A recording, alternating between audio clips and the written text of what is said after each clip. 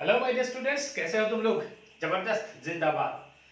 सो आज हम लोग और एक इंटरेस्टिंग टॉपिक के बारे में पढ़ेंगे। लास्ट क्लास में हम लोगों ने फोटोइलेक्ट्रिक इफेक्ट के बारे में डिटेल्स देखे थे। सो इस क्लास में हम लोग देखेंगे कि फोटोइलेक्ट्रिक इफेक्ट होता क्या है और उसका डिटेल्स, जैसे फ्रीक्वेंसी के साथ उसका एनर्जी का क्या रिलेशन है, इंटेंसिटी के साथ उसका फोटोइलेक्ट्रिक करंट के साथ क्या रिलेशन है, ये सब देखेंगे। So my dear students, welcome to SAK physics, easy to learn, easy to achieve, and this is your teacher Sohail sir. So my dear students, देखो हम लोग पढ़ेंगे आज जिस टॉपिक, इसका नाम है different types of emission. DIFFERENT, different types of electron emission. Electron emission. EMISSION emission. So my dear students, last class में मैं बोला था कि ये मम्मी है, चिंटू के मम्मी। किसके मम्मी? चिंटू के मम्मी। और ये चिंटू के मम्मी। उन्होंने उनका बच्चे के साथ पकड़ के रखा। ये चिंटू है, पकड़ के रखा। यहाँ पे इसको चिंटू मतलब इलेक्ट्रॉन और ये मतलब आपका पॉजिटिव चार्ज। तो इसको हटाने के लिए आपको बाहर से एनर्जी देना होगा। ये एनर्जी हम लोग कैसे दे सकते हैं? एक हीट दे के दे सकते हैं, हीट दे के दे सकते हैं एक। नंबर 2, इसको हम लोग लाइट दे के दे सकते हैं। नंबर 3, उसको हम लोग फील्ड दे के भी दे सकते हैं। नंबर 4, उसको दूसरा इलेक्ट्रॉन से भी उसको धक्का दे सकते हैं। नंबर 1, हम लोग जिसको बोलते हैं THER, therm, MO thermo, IONIC thermionic emission, EMISSION। Thermionic emission क्या होता है? यहाँ पे जो इसको चिंटू को जो एनर्जी देते हैं ना, ये एनर्जी हम लोग हीट से भी दे सकते हैं। तो यहाँ पे एक फिलामेंट रखा, ये फिलामेंट, और इस फिलामेंट को हम लोगों ने बहुत हीटेड किया। तो यहाँ से जो इलेक्ट्रॉन इजेक्ट होगा, यहाँ से जो इलेक्ट्रॉन इजेक्ट होगा एक्सेस ज्यादा टेम्परेचर की वजह से, उसको बोलते हैं हम लोग थर्मो आयनिक इमिशन। नंबर 2, यहाँ पे हम लोग उसको फील्ड से भी दे सकते हैं, field emission, FIELD, field, EMISSION, field emission. यहाँ से फील्ड लगा के भी दे सकते हैं। मान लो यहाँ पे एक प्लेट रखा, इस प्लेट में यहाँ पे बहुत इलेक्ट्रॉन है, यहाँ पर मैंने फील्ड लगाया, ये positive positive positive positive, negative negative negative negative. अब ये नेगेटिव इस इलेक्ट्रॉन को अगर ज्यादा फील्ड दे देंगे, नियर अबाउट 10⁸ वोल्ट पर मीटर, इसको अगर हम लोग देंगे तो क्या होता है, यहाँ का इलेक्ट्रॉन निकल के आता है, एंड इसी को बोलते हैं फील्ड इमिशन और cold cathode emission, COLD, cold CATHOD, cathode emission, EMISSION। इसका और एक नाम है कोल्ड कैथोड इमिशन। यहाँ पे दो तरह का हम लोगों ने इमिशन देखा। नंबर 3, यहाँ पे फोटो इलेक्ट्रिक इमिशन हो सकता है। Number 3, photo electric emission, PHO, photo electric emission, EMISSION। Photo electric emission क्या होता है मेरे डियर स्टूडेंट्स?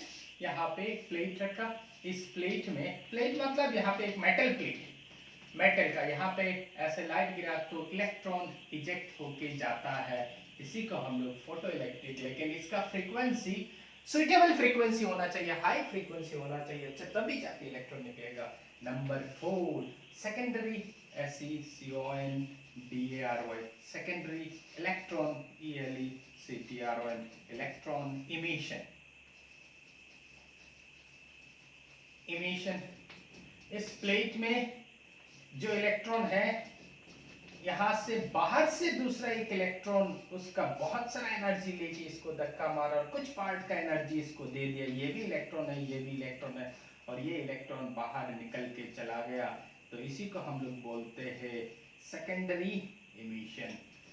तो ये 4 तरह का इमिशन हम लोगों ने देखा। एक है थर्मोआयनिक इमिशन, इसको टेम्परेचर देंगे तो ये फिलामेंट गर्म होगा तो इलेक्ट्रॉन इजेक्ट होगा। दूसरा फील्ड इमिशन, यहाँ पे हाई फील्ड पे अगर इलेक्ट्रॉन को रखेंगे तो किसी मेटल प्लेट को रखेंगे तो वहां से इलेक्ट्रॉन इजेक्ट होता है, और यहाँ पे फोटोइलेक्ट्रिक इमिशन और सेकेंडरी इमिशन, ये 4 इमिशन के बारे में एग्जाम में भी एक बार पूछा गया था कि इमिशन कितना टाइप्स का होता है। तो ये याद रखो, हम लोगों ने इसका नोट्स मैं दे दिया हूं तुम लोगों को, और किसी को अगर जरूरत है तो मुझे काइंडली व्हाट्सएप कर देना। अभी आते हैं लिनार्ड और उनका दोस्त, लिनार्ड के साथ उनका दोस्त कौन था? हॉलवाच। लेकिन अभी हॉलवाच नहीं, दूसरा उन्होंने नेक्स्ट जो एक्सपेरिमेंट किया था उसका मिलिकान के साथ, MILLI मिलिकान, मिलिकान के साथ उन्होंने एक्सपेरिमेंट किया था। क्या एक्सपेरिमेंट था? उन्होंने एक ग्लास ट्यूब लिया था, यहाँ पे ग्लास ट्यूब उन्होंने ऐसे लिया था,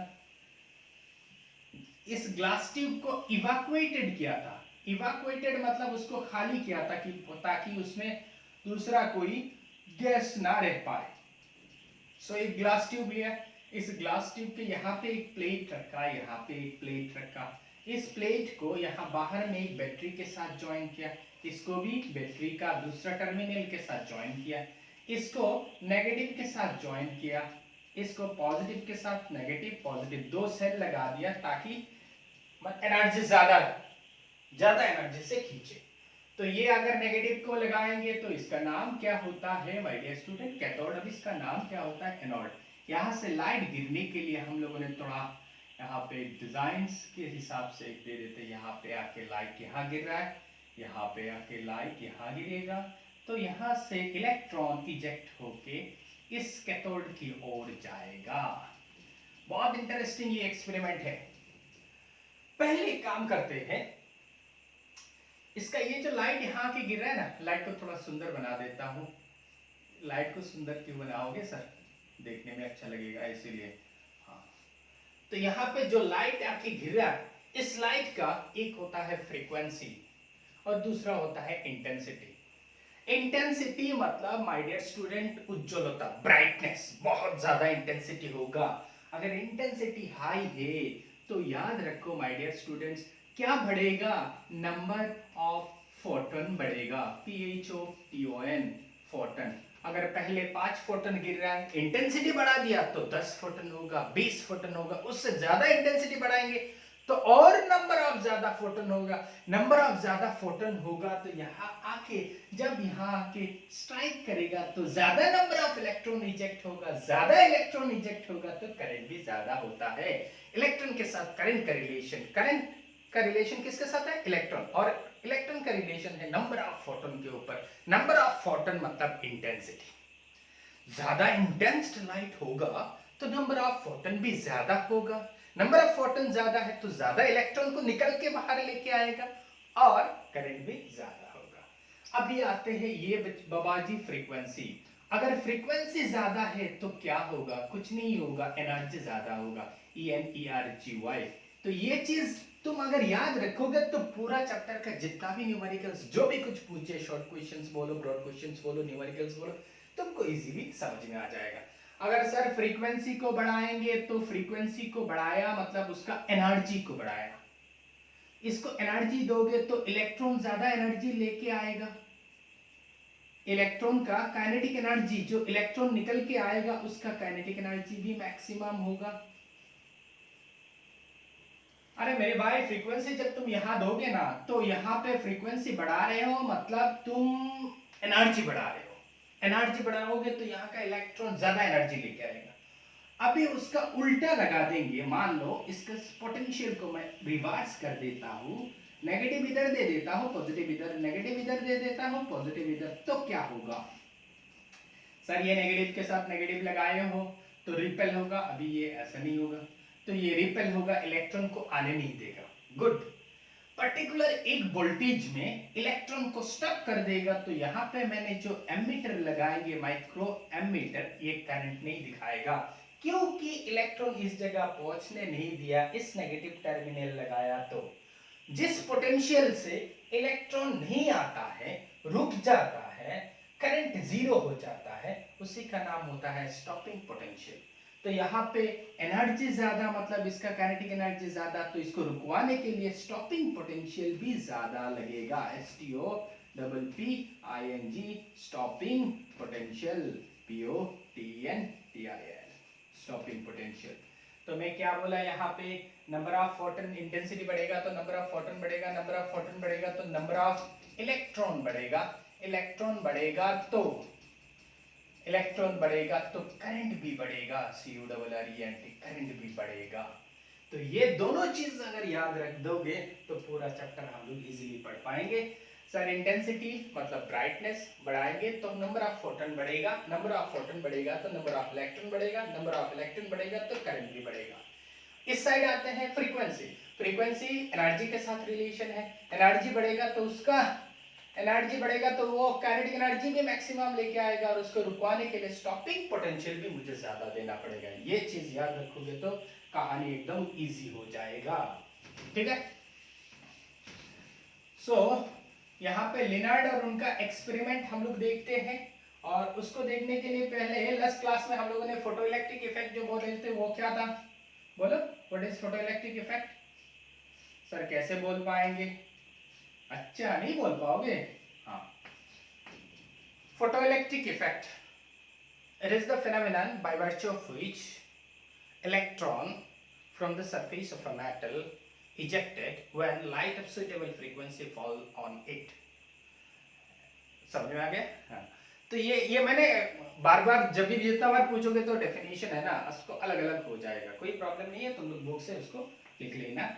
मतलब इसका मेन चीज यही रहना चाहिए कि लाइट सुटेबल फ्रीक्वेंसी का लाइट जब whenever light with suitable frequency is allowed to fall on a metal plate, then the electrons ejected, and this phenomenon is known as photoelectric effect। तो यहाँ पे हम लोग पहले एक चीज देखते हैं, इंटेंसिटी वर्सेस I मतलब इंटेंसिटी वर्सेस उसका करंट की वजह से, करंट कैसे, photo current, CURRENT, photo current देखेंगे, ठीक है, CURRENT। सो इंटेंसिटी और फोटो करंट का ये रिलेशन यहां देखते हैं। सो यहां पे मान लो हम लोग इंटेंसिटी इधर रखा, इंटेंसिटी मतलब number of Foton, number of Foton बढ़ेगा तो फोटो करंट क्या होगा, फोटो करंट CURRENT।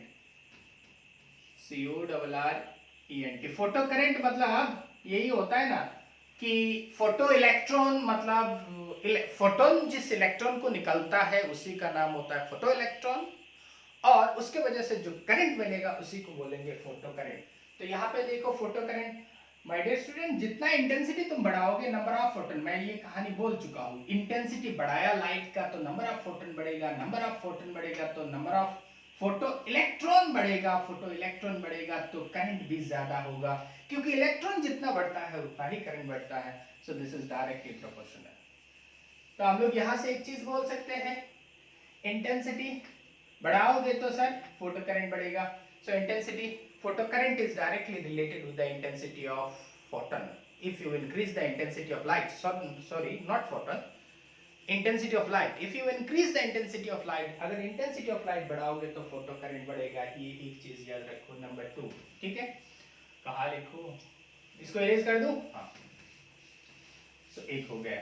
नंबर 2, यहाँ पे हम लोग और एक इंपॉर्टेंट चीज देखते हैं, यहाँ का पोटेंशियल के बारे में।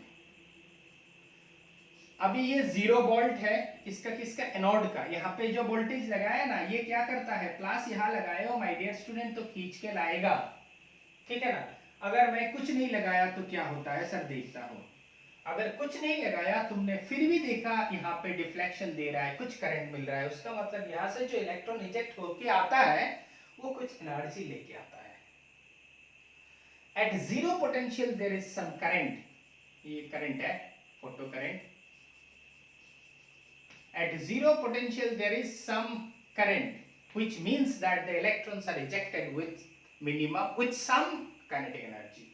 तो यहाँ पे ये, यहाँ पे एनोड का पॉजिटिव ANODE, एनोड पोटेंशियल या पॉजिटिव पोटेंशियल दे देता हूँ, और यहाँ पे क्या होगा, नेगेटिव पोटेंशियल। किसका नेगेटिव पोटेंशियल, ये जो नेगेटिव वोल्टेज यहाँ लगाएंगे ना उसी का।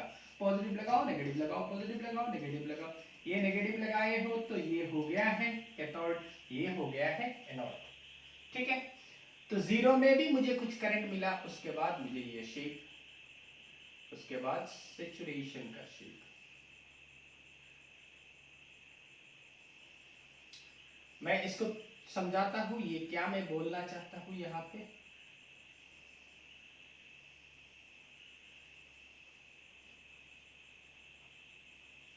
ये फोटो करंट है, तो यहाँ पे इसका इंटेंसिटी मान लो, ये जो लाइन है इसका इंटेंसिटी I1 है, ये I2 है और ये I3 है। तो फ्रीक्वेंसी इज फिक्स्ड, सभी के लिए फ्रीक्वेंसी कांस्टेंट है, फ्रीक्वेंसी कांस्टेंट, सभी का फ्रीक्वेंसी कांस्टेंट मतलब सभी का इलेक्ट्रॉन जो इजेक्ट होगा सभी का एनर्जी सेम होगा। समझ में आ रहा है ना? Energy is related with the frequency. अगर फोटोन का फ्रीक्वेंसी तुम कांस्टेंट रख दिया, फोटोन का फ्रीक्वेंसी कितना, एनर्जी कितना होता है E equal to h nu, इसको कांस्टेंट रखा तुमने तो मतलब एनर्जी कांस्टेंट, एनर्जी कांस्टेंट मतलब यहाँ पे फोटोन जो आगे गिरेगा कांस्टेंट एनर्जी से गिरेगा, तो इलेक्ट्रॉन जो निकलेगा वही सभी इलेक्ट्रॉन का एनर्जी भी कांस्टेंट होगा।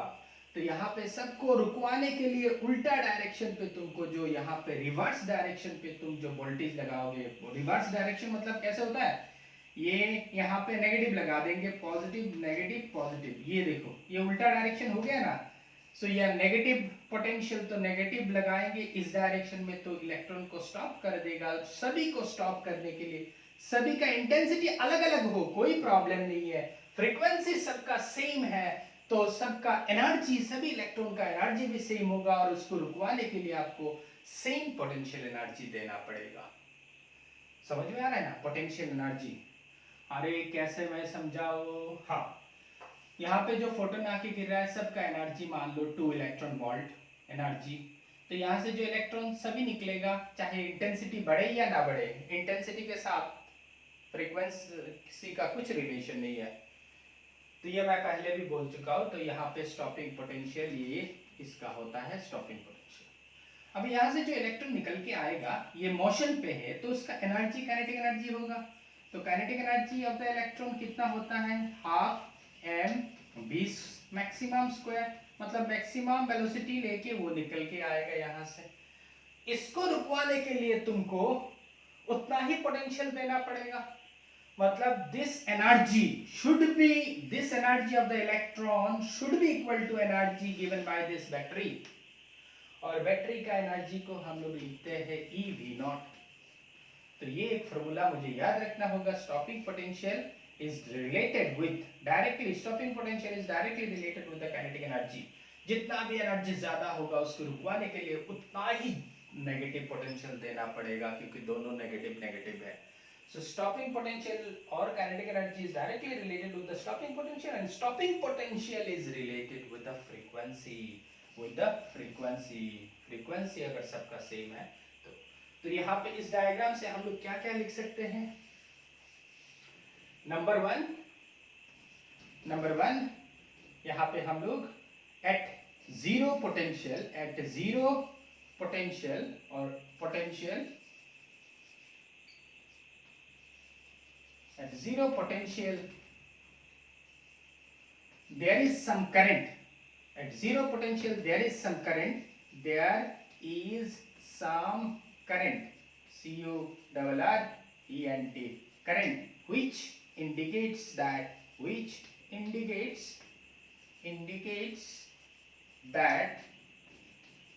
electrons are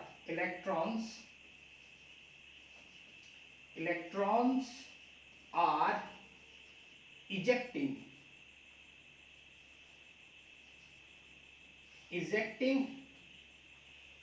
with some energy, with some energy, with some energy. Electrons are emitted with some energy. तो पहला पॉइंट लिखा सर यहाँ पे जीरो पोटेंशियल पे भी कुछ करंट मिल रहा है, हालांकि इंटेंसिटी अलग अलग होने से करंट बढ़ रहा है। ये करंट क्यों बढ़ा, यहाँ से यहाँ बढ़ा क्यों, क्योंकि इसका इंटेंसिटी बढ़ गया। इंटेंसिटी बढ़ गया तो फोटोन बढ़ गया, फोटोन बढ़ गया तो अभी ज्यादा इलेक्ट्रॉन निकलेगा तो इसलिए करंट बढ़ गया। तो ये फर्स्ट पॉइंट हम लोगों ने लिखा। सेकंड पॉइंट इसके बारे में क्या लिख सकते हैं। सेकंड पॉइंट स्टॉपिंग पोटेंशियल, ये जो stopping potential STOPPING, stopping potential, stopping potential क्या होता है? Stopping potential, it is the minimum amount of reverse voltage for which the photo current becomes zero. It is known as stopping potential. So stopping potential is directly related with the kinetic energy of the electron. Kinetic energy of the electron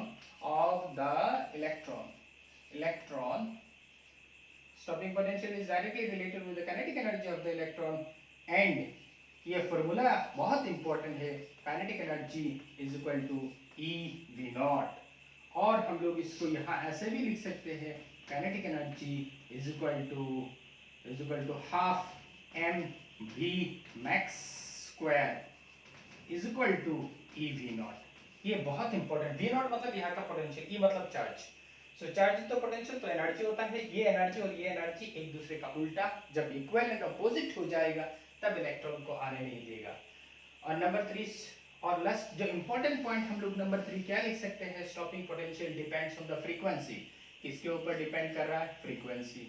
so stopping potential STOPPING, stopping potential POTENTIAL, potential depends DEPENDS, depends on frequency. Frequency के ऊपर depend कर रहा है, but not on intensity, INTENSITY।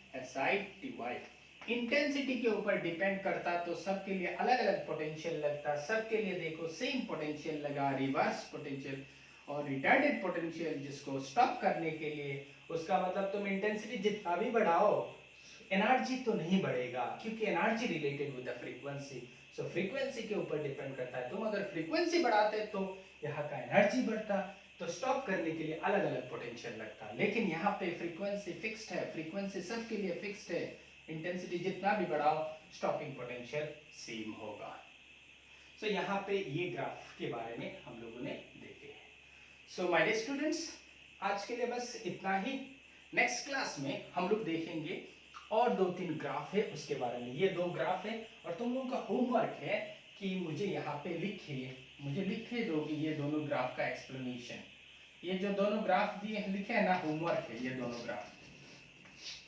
कौन सा 2 graph? ये वाला graph मुझे समझा के लिखे दोगे और उससे पहले जो फर्स्ट ग्राफ दिया था। So thank you very much, मजे से फिजिक्स को सीखो।